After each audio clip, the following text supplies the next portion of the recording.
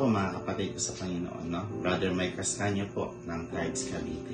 Devotion po natin ngayon ay makikita po sa Filipos chapter 3 verse 3. Sabi po, tayo at hindi sila ang tumanggap ng tunay na pagtutuli, tayong mga sumasamba sa Diyos sa pamamagitan ng Kanyang Espiritu. Ang ipinagmamalaki natin ay ang buhay kay Kristo Jesus at hindi tayo umaasa sa mga pisikal na bagay. Ito nagdaang January 9 po, no, nagkaroon ng celebration ang mga debotong Katoliko po, no, ng pista ng Nazareno. Ito po yung pinaparada po nila, yung mga rebulto po nila, yung itim na Nazareno. Yes po, nire-respeto po natin ang kapwa po nating mga kababayan, no. Ngunit nakakalungkot lang pong isipin na hanggang ngayon, no, ay bulag pa rin tayo sa tunay na pagsamba sa ating tunay na Diyos. Kahalintulad din po ng binasa po natin sa ating verse po ngayon na sulat ni Apostol Pablo sa mga mananampalataya ng mga taga-Pilipos po, na sino ba ang tunay na tumanggap ng pagtutuli? Ano ba ang ibig sabihin ng pagtutuli sa Biblia? Sabi po doon, ang pagtutuli ay ang pag-opera po o sa pagtanggal, no, ng refuse o yung foreskin ng isang lalaki po, no. Ang salitang tuli ay literal po na nangangahulugang tukat, no, o yung pumutol bilang isang relihiyong seremonya po that time. Ang pagtutuli po ay kinakailangan bilang tanda ng tipan na ginawa po ng Diyos sa kanya, no, kay Abraham. So hanggang sa panahon po ng mga Hudyo, ito po yung kanilang tradisyon na. Ngunit tayo po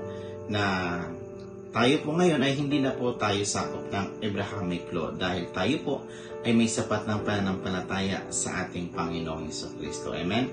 So ano bang ibig sabihin ni Paul dito na tayo ang tunay na tumanggap ng pagtutuli? Matatandaan po natin sa Acts. Sabi po doon sa Acts chapter 15 verse 1, ang sabi po doon ay, may dumating doon na ilang taong mula sa Judea at nagturo sa mga kapatid, kapag hindi kayo nagpatuli ayon sa kaugalang itinuturo ni Moises, hindi kayo maliligtas. So pinapalagay po nila na ang pagtutuli po ay kaparaanan ng kaligtasan. So, ngunit ano bang sinasabi ng Biblia pagdating sa kaligtasan po? Sabi nga po sa Acts chapter 4 verse 12, sa Kanya lamang matatagpuan ang kaligtasan, sapagkat walang ibang pangalan sa buong daigdig na ibinigay ng Diyos sa mga tao upang tayo ay maligtas. Ibig sabihin po, kay Jesus lamang, dahil sa ating pananampalataya sa Kanya, na tayong mga sumasamba sa buhay na Diyos at sa Kanyang Espiritu. Kasi sabi po sa John 4:24, ano po sabi po doon?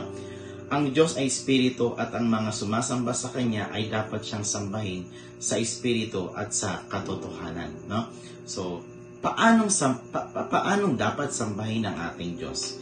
Sa pamamagitan po ng Espiritu at katotohanan, hindi sa kaparaan ng mga nakimisnan po nating mga tradisyon, no? How about sa ating mga kapatid? Alam na natin yung bagay na ito, no? At hindi ka naman sumasamba sa mga Diyos-Diyosan, hindi ka naman sumasamba sa mga rebulto o sa mga kaparaan ng nakagisa nating mga tradisyon. Ngunit kamusta ang buhay mo, kapatid? Tunay bang karapat-dapat ang pamumuhay natin, no? Ito ba ay nakalulugod sa harapan ng Diyos? Kapatid, kahit na anong pagpupuri o pagsamba mo sa ating Diyos, ngunit taliwas naman yung pamumuhay mo, no? Baliwala ito, kapatid. Nawa, patuloy tayong magpalago sa buhay pananampalataya po natin at gawin ang mga kalooban ng Diyos sa buhay po natin. God bless po, kapatid.